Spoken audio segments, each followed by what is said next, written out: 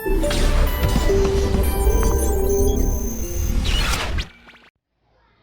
வீடியோவிலே தரம் 10னுடைய இரண்டாவது பாடமாகிய இலங்கையின் குடியேற்றங்கள் என்ற பாடத்தை நாங்கள் பார்க்க இருக்கின்றோம். இலங்கையின் குடியேற்றங்கள் என்ற இந்த பகுதி இரண்டு பகுதிகளை கொண்டது. ஒன்று வரலாற்றுக்கு முற்பட்ட காலம் என்ற பகுதியும், இரண்டாவது ஆரம்ப வரலாற்று காலம் என்ற பகுதியும். ஆரம்ப வரலாற்று காலம் என்பது வரலாறு தொடர்பான ஆதாரபூர்வமான தகவல்கள் கிடைக்க ஆரம்பித்த பகுதியை நாங்கள் ஆரம்ப வரலாற்று காலம் என்றும், எமது வரலாறு தொடர்பான சரியான தகவல்கள் கிடைக்காத சில விடயங்களை மையமாக கொண்டு இவ்வாறு அவர்கள் வாழ்ந்திருக்கலாம் என்ற ஊகத்தின் அடிப்படையில் நாங்கள் வரலாற்றை கட்டியெழுப்புகின்ற பகுதியை வரலாற்றுக்கு முற்பட்ட காலம் என்று குறிப்பிடுவோம். அதனை இரண்டாக பிரிப்போம். கற்களை அதிகம் பயன்படுத்திய, கற்களுடன் தொடர்பான விடயங்களை பயன்படுத்தி அல்லது கற்களை கொண்டு அவர்களுடைய வரலாறு, அவர்கள் இப்படித்தான் வாழ்ந்திருக்கிறார்கள் என்ற வரலாறு கட்டியெழுப்ப பகுதியை நாங்கள் கற்காலம் என்றும், இரண்டாவது பகுதி ஆயுதங்களுடன் உலோகங்களை, இரும்புகளை பயன்படுத்த ஆரம்பிக்கின்ற பகுதியை முன் வரலாற்று காலம் என்றும் இரண்டு பகுதிகளாக பிரிக்கின்றோம்.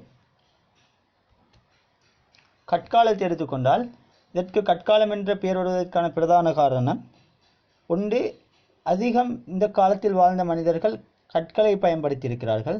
இரண்டாவது, இவர்களுடைய வரலாறு கற்களை மையமாக கொண்டுதான், இவர்கள் பயன்படுத்திய கல்லாலான ஆயுதங்களை அடிப்படையாக கொண்டுதான் இவர்களுடைய வரலாறு கட்டியெழுப்பப்படுகின்றது. அது தொடர்பான சில தகவல்களை நாங்கள் பார்ப்போம். வரலாற்றை கட்டியெழுப்பு முதலாவது பகுதி, கற்கால மனிதனுடைய வரலாறு கட்டியெழுப்பப்படுகின்ற முறை அல்லது அவன் வாழ்ந்ததற்கான ஆதாரம் எங்கிருந்து கிடைக்கின்றது என்று பார்த்தால், இரண்டு இடங்களிலே அவர்கள் வாழ்ந்ததற்கான சில ஆதாரங்கள் கிடைக்கப்பட்டிருக்கின்றன. முதலாவது பகுதி இரத்னபுரியில் இருக்கக்கூடிய இரத்தினக்கல் சுரங்கங்களிலே, 90 அடி ஆழத்தில் இருக்கக்கூடிய அந்த சுரங்கங்களிலே சரளை கற்களுடன் காணப்பட்ட கல்லாயுதங்களில் அந்த சரளை கற்களுடன் சில கல்லாயுதங்கள் கண்டுபிடிக்கப்பட்டிருக்கின்றன. அதே போன்று இரணைமடு படிவில், பத்ராஜவல போன்ற பிரதேசங்களில் சில அந்த படிவில் சரளை கற்படிவுடன் கல்லாயுதங்கள் கிடைக்கப்பட்டிருக்கின்றன. இந்த கற்களை வைத்து கொண்டுதான் இவர்கள் இவ்வாறு வாழ்ந்திருக்கிறார்கள், இவ்வாறான உணவு முறையை கை கொண்டிருக்கிறார்கள், இவர்கள் இவ்வாறான வாழ்க்கை முறை கையாண்டிருக்கிறார்கள் என்ற வரலாறு கட்டியெழுப்பப்படுகின்றது. எனவே கற்கால மனிதனுடைய வரலாறு கல்லாயுதங்களுடன் தொடர்பானதனால் அவன் வாழ்ந்த பகுதியை கற்காலம் என்றும், இலங்கையில் அதிக காலப்பகுதி வரலாற்றுக்கு முற்பட்ட பகுதியில் அதிக காலத்தை நாங்கள் கற்காலம், கல்லை ஆயுதமாக கொண்டவர்கள் வாழ்ந்த காலப்பகுதி என்று நாங்கள் குறிப்பிடுகின்றோம். இரண்டாவது, உணவு சேகரிக்கும் முறை. இவர்கள் உணவை சேகரிக்கும் முறை ஒன்று வேட்டையாடுதல் முறையை கையொன்றிருக்கிறார்கள். சூழலிலே இவர்கள் அவர்கள் வாழ்ந்த இடத்துக்கேற்ப வேட்டையாடுகின்ற பண்பை அவர்கள் கொண்டிருக்கிறார்கள். அதே போன்று இடத்துக்கிடம் திரிந்து உணவுகளை சேகரித்தல். தாம் வாழ்கின்ற சூழலில் ஒரு இடத்திலிருந்து இன்னும் ஒரு இடத்துக்கு சென்று அங்கே சூழலில் விழுந்திருக்கக்கூடிய பொருட்களை அல்லது அந்த சூழலில் இருக்கக்கூடிய பொருட்களை புறக்கி எடுக்குகின்ற உணவு சேகரிக்கும் முறையை இவர்கள் கை கொண்டிருக்கிறார்கள். மூன்றாவது, உணவு முறை. இவர்கள் உணவு முறை நாங்கள் இந்த பாடத்திலே தொடர்ந்து பார்ப்போம். சூழலுக்கேற்ப இவர்களுடைய உணவு முறை மாற்றமடைந்திருக்கிறது. அதிகம் மழை பெய்யக்கூடிய, அதிகம் நீர் இருக்கக்கூடிய பகுதியை நாங்கள் இந்த பாடத்திலே அல்லது நாங்கள் புவியியல் பாடங்களிலே ஈரவலயம் என்று குறிப்பிடுவோம்.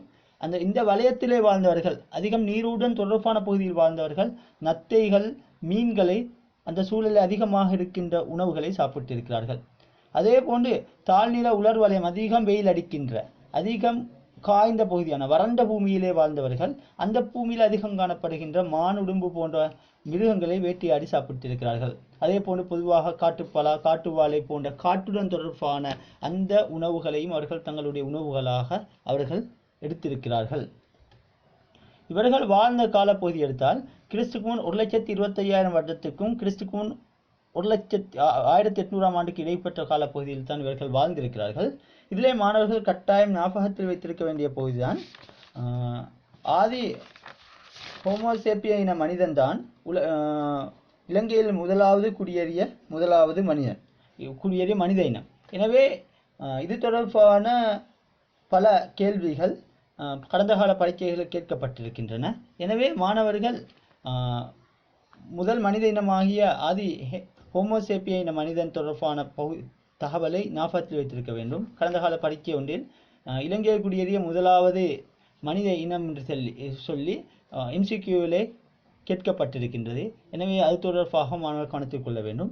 அதே போன்று இவர்கள் வாழ்ந்த பகுதி, உதாரணமாக பத்திராஜவல பிரதேசத்திலே கிடைக்கப்பட்ட கல்லாயுதத்தை விஞ்ஞான பகுப்பாய்வுக்கு உட்படுத்துகின்ற பொழுது அது கிறிஸ்துக்கு முன் 1,25,000 வருட கால பகுதிக்குரியதாக விஞ்ஞான ரீதியில் நிறுவப்பட்டிருக்கின்றது. எனவே இலங்கையிலே வரலாறு கற்கால மனிதர்களுடைய வரலாறு கிறிஸ்துக்கு முன் 1,25,000 வருடம் வரை பழமை வாய்ந்தது என்பதை இதனால் எங்களால் புரிந்து கொள்ள முடியும். எனவே கிறிஸ்து பிறப்பதற்கு 1,25,000 வருடங்களுக்கு முன்னாலேயே இலங்கையிலே ஆதி ஹோமோசேப்பிய இன மனிதன் வாழ்ந்திருக்கிறான் என்றதும், அதே போன்று இந்த 1,25,000 வருடங்க கால பகுதியில் வாழ்ந்த மனித இனத்தை உலக வரலாறு ஆதி ஹோமோசேப்பிய இன மனித இனம் என்று குறிப்பிடுகிறது. எனவே உலக வரலாறு குறிப்பிடுகின்ற அந்த ஆதி ஹோமோசேப்பிய இன மனிதன் தான் இலங்கையிலும் குடியேறிய முதலாம் மனிதன் என்றும் வரலாற்று ஆசிரியர்கள் நிறுவுகின்றார்கள். அதே போன்று பூந்தள வெள்ளை கங்கொட போன்ற பகுதியில் பூந்தள வெள்ளை கங்கொட என்ற பகுதியில் கண்டுபிடிக்கப்பட்ட கல்லாயுதத்தை விஞ்ஞான முறை பகுப்பாய்வு செய்கின்ற பொழுது அது 80,000 வருடங்கள் கிறிஸ்து முன் 80,000 வருடங்களுக்கு உட்பட்ட காலப்பகுதிக்குரிய கல்லாயுதம் என்று நிறுவப்பட்டிருக்கிறது. எனவே மாணவர்கள் இவ்வாறான தகவல்களை, அதாவது இந்த கிறிஸ்துக்கு முன் 1,25,000 வருடத்துக்கும் கிறிஸ்து முன் 1800ஆம் ஆண்டுக்கு இடைப்பட்ட பகுதியில் எங்கெல்லாம் இவர்களுடைய வரலாறு கண்டுபிடிக்கப்பட்டிருக்கிறது அல்லது இவர்கள் வாழ்ந்ததற்கான சான்றுகள் கிடைக்கப்பட்டிருக்கும், குறிப்பாக கல்லாயுதங்கள் அதனை விஞ்ஞான முறையில் நிறுவப்பட்டிருக்கிறது என்ற பகுதியை பார்க்க வேண்டும். உதாரணமாக கிறிஸ்துக்கு முன் 38,000 வருட கால பகுதியில் மனிதன் வாழ்ந்ததற்கான ஆதாரம் பாகியன்கள பகுதியிலும், கிறிஸ்துக்கு முன் 3,800ஆம் வருடத்துக்கு முன்னால் மனிதர் வாழ்ந்ததற்கான ஆதாரம் மாத்தோட்ட பகுதியிலும் கண்டுபிடிக்கப்பட்டிருக்கிறது. எனவே இந்த தகவல்கள், இவ்வாறான இடங்கள் தொடர்பான தகவல்களையும் மாணவர்கள் ஞாபகத்தில் வைக்க வேண்டும். காரணம், அது தொடர்பாகவும் கடந்த காலங்களிலே அதிகம் கேள்விகள் கேட்கப்பட்டிருக்கின்றது. இவர்கள் வாழ்ந்த வாழ்க்கை முறையை பார்த்தால் நாடோடி வாழ்க்கை முறை. நான் ஏற்கனவே சொன்னேன், இவர்களுடைய முதலாவது ஸ்லைடில் சொன்னது போன்று இவர்கள் வேட்டையாடக்கூடியவர்கள். எனவே வேட்டையாடுவதற்கு உணவை தேடி பல மைல்கள் ஒரு நாளைக்கு அவர்கள் செல்ல வேண்டிய தேவை இருந்தது. அதே போன்று சூழலில் இருக்கக்கூடிய பொருட்களை புறக்கி உண்ணுகின்ற முறையை கைகொண்டவர்கள். எனவே இவர்கள் அதற்காக வேண்டி பல மைல்கள் ஒரு நாளைக்கு அவர்கள் இடம்பெயர வேண்டிய தேவை இருக்கிறது. ஒரு இடத்தில் இன்னொரு இடத்துக்கு செல்ல வேண்டியிருக்கிறது. எனவே இவர்கள் வாழ்க்கை முறை நாடோடி வாழ்க்கை முறையை கொண்டதாக, இடத்துக்கு இடம் மாறி செல்கின்ற, இந்த சூழலிலே உணவு இருக்கின்ற போது இந்த சூழலிலே அந்த உணவு முடியும் வர மாட்டியும் இருப்பார்கள். அந்த சூழலிலே உணவு முடிந்தவுடன் இன்னும் ஒரு இடத்துக்கு அவர்கள் உணவை தேடி அவர்கள் செல்வார்கள். இதுதான் நாடோடி வாழ்க்கை முறை அவர்கள் கைகொள்வதற்கான பிரதான காரணம். அடுத்தது, மாணவர்களுக்கு நாடோடி வாழ்க்கை முறை என்று தெரியும். ஒரு இடத்தில் நிலையாக நிற்காமல், இப்போ நாங்கள் நிலையாக நிற்கின்றோம், குடியிருப்பு வாழ்க்கை முறை. அவர்கள் ஒரு சொற்ப காலத்துக்கு இந்த இடத்தில் இருப்பார்கள், அங்கிருந்து இன்னும் ஒரு இடத்துக்கு அவர்கள் இடம்பெயர்ந்து செல்வார்கள். இதுதான் நாடோடி வாழ்க்கை முறை. அதனுடைய மனித உடல் அமைப்பை பார்த்தால் ஆண்கள் 174 சென்டிமீட்டரும் பெண்கள் 166 சென்டிமீட்டர் உயரம் கொண்டவர்களாக காணப்பட்டார்கள். அவர்கள் பயன்படுத்திய தொழில்நுட்பத்தை நாங்கள் பார்த்தால், அவர்கள் பயன்படுத்திய தொழில்நுட்பத்திற்கான ஆதாரமே அவர்களுடைய வரலாறு கட்டி எழுப்பப்படுகின்ற அந்த கல் ஆயுதங்கள் தான். அவர்கள் எவ்வளவு தூரம் தொழில்நுட்பத்தை பயன்படுத்தியிருக்கிறார்கள் என்றால், தொழில்நுட்பத்தை பயன்படுத்த வேண்டிய தேவை இருக்கிறது என்றால், அவர்களுடைய அந்த கல் ஆயுதங்கள் கூர்மையாக இருக்கின்ற பொழுதுதான் அவர்கள் வேட்டையாடுவதற்கும் உணவுகளை கிழித்தெடுப்பதற்கும் அவர்கள் சடங்கு முறை செய்வதற்கான குழிகளை தோண்டுவதற்கும் அவர்களுடைய தேவைகளை நிறைவேற்றுவதற்கும் தேவையான வேலைகளை செய்வதற்கும் அவர்களுக்கு இலகுவாக இருக்கும். எனவே அந்த கற்களை அவர்கள் கூர்மையாக்குவதற்காக வேண்டி கைகொண்ட முறைதான் கேத்திர கணித வடிவுகளை அவர்கள் அந்த கல்லுகளை உருவாக்கியிருக்கிறார்கள். அது அவர்கள் பயன்படுத்திய தொழில்நுட்பமாக எங்களால் குறிப்பிட முடியும். அவர்களுடைய சடங்கு முறையை பார்த்தால், அவர்களுடைய சடங்கு முறை இரண்டு இடங்களிலே அவர்கள் சடங்கு முறை செய்ததற்கான ஆதாரங்கள் இரண்டு இடங்களிலே கிடைக்கப்பட்டிருக்கின்றன. ஒன்று இராவண எல்லை குகையிலும், இரண்டாவது பாகியன்கள குகையிலும் அவர்கள் சடங்கு முறை பயன்படுத்துவதற்கான ஆதாரங்கள் கிடைக்கப்பட்டிருக்கின்றன. இராவண எல்லை குகையில் ஒரு மண்டையோடு கிடைக்கப்பட்டிருக்கிறது. அந்த மண்டையோடு ஓட்டை போடப்பட்டு உள்ளுக்கு கரடுமுரடாக இருந்த பகுதி தேய்க்கப்பட்டும் வெளியிலே நீட்டிக்கொண்டிருக்கின்ற பகுதியும் தேய்க்கப்பட்டு கல்லில் உராய்ந்து தேய்க்கப்பட்டு சொஃப்டாக்கப்பட்டிருக்கிறது. அது அவர்கள் பயன்படுத்திய ஒரு சடங்கு முறை. இரண்டாவது சடங்கு முறை பாகியங்கள குகையில் கிடைத்திருக்கின்றது. அதிலே எலும்புகளுக்கு நிறம் தீட்டப்பட்டிருக்கின்றது. அதாவது ஒரு இறந்த மனிதரை சருகுகளையும் இலைகளையும் கொண்டு மூடி சதைகள் உக்கியதன் பின்னால் அந்த எலும்பை எடுத்து அதற்கு செந்நிற கற்களை கொண்டு நிறம் தீட்டுகின்ற ஒரு சடங்கு முறையையும் கற்கால மனிதர்கள் செய்திருக்கிறார்கள். இவர்களுடைய குடியிருப்புகள் இயல்புகளை பார்க்கின்ற பொழுது குகைகள் வெட்டவெளிகளில் தான் இவர்களுடைய வாழ்க்கை முறை முழுமையாக இருந்திருக்கிறது. இவர்கள் வாழ்ந்த குகைகளையும் வெட்டுவெளிகளையும் 5 பகுதியாக வரலாற்றாசிரியர் பிரிக்கிறார்கள். கரையோர வெட்டுவெளி, கரையோர பிரதேசத்தில் வாழ்ந்த பகுதிகளை கரையோர வெட்டுவெளி என்ற ஒரு வலயத்துக்குள் வரலாற்றாசிரியர் கொண்டு வருகிறார்கள். உதாரணமாக பத்திராஜவல, புத்தள போன்ற பகுதிகளை இதற்காக உதாரணமாக குறிப்பிடலாம். மலையக வெட்டுவெளிகள் நாங்கள் அறிந்திருக்கக்கூடிய பண்டாரவல, ஹோட்டன் சமவெளி போன்ற பிரதேசங்களை இதற்கான உதாரணமாக குறிப்பிடலாம். ஈரவலய வெட்டுவெளி பாசறைகள், உதாரணமாக பெல்லன்பத்தி பிரதேசையை இவர்கள் வாழ்ந்ததற்கான ஆதாரங்கள் ஈரவலய வெட்டுவெளி பிரதேசத்தில் வாழ்ந்ததற்கான ஆதாரங்கள் கிடைக்கப்பட்டிருக்கின்றன. அதே போன்று தாழ்நில ஈரவலய குகைகள், உதாரணமாக கித்துல்கல, பெலிலன, பாக்யன்கல போன்ற பகுதிகளை குறிப்பிடலாம். தாழ்நில உலர்வலய குகைகள் பெல்லன்பட்டி மன்னிச்சு கொள்ளுங்கள் சிகிரியா, அலிகல போன்ற பகுதிகளை இதற்கான உதாரணமாக குறிப்பிடலாம். மாணவர்களுக்கு நான் இந்த உதாரணங்களுடன் இந்த வெட்டுவெளிகள் தொடர்பாக குறிப்பிட்டதற்கான காரணம் கடந்த கால பரீட்சைகள் இது தொடர்பாகவும் கேள்விகள் பரீட்சிக்கப்பட்டிருக்கின்றன. மாணவர்கள் இது ஒவ்வொன்றுக்கும் குறைந்தபட்சம் ஒரு உதாரணங்களை ஞாபகத்தோடு வைத்துக் கொள்கின்ற பொழுது புள்ளிகளை பெற்றுக்கொள்ள இயல்பாக இருக்கும். அதே போன்று பொதுவான ஒரு அமைப்பு தான் இதில் இருக்கக்கூடிய இந்த 4வது 5வது பகுதிகள் குகைகளுடன் தொடர்பானது. 2 அல்லது 3 குகைகளை ஞாபகம் வைத்துக் கொள்கின்ற பொழுது குகை தொடர்பாக கேள்வி வருகின்ற பொழுது அதற்கு பதிலளிக்க முடியும்.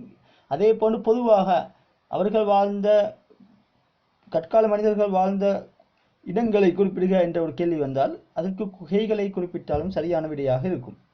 ஆனால் நேரடியாக கற்கால மனிதன் வாழ்ந்த கரையோர வெட்டுவெளியை குறிப்பிடுக என்ற ஒரு கேள்வி பரீட்சிக்கப்படுகின்ற பொழுது அதற்கான விடையைத்தான் மாணவர்கள் வழங்க வேண்டும்.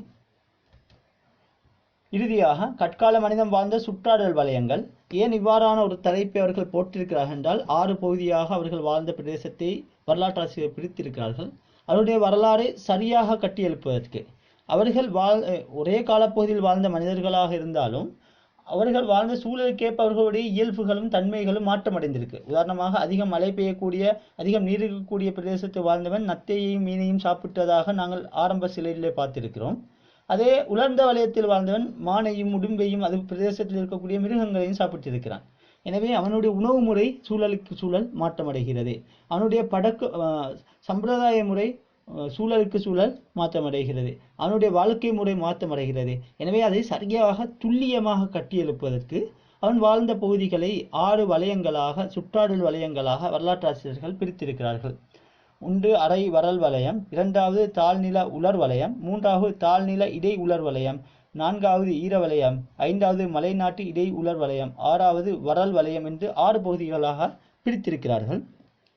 மாணவர்கள் கடந்த கால பரீட்சையிலும் இது தொடர்பாக ஒரு கேள்வி பரீட்சிக்கப்பட்டிருப்பதை பார்க்க முடிகின்றது. எனவே இதனையும் ஞாபகத்தில் வைத்துக் கொள்ள வேண்டும்.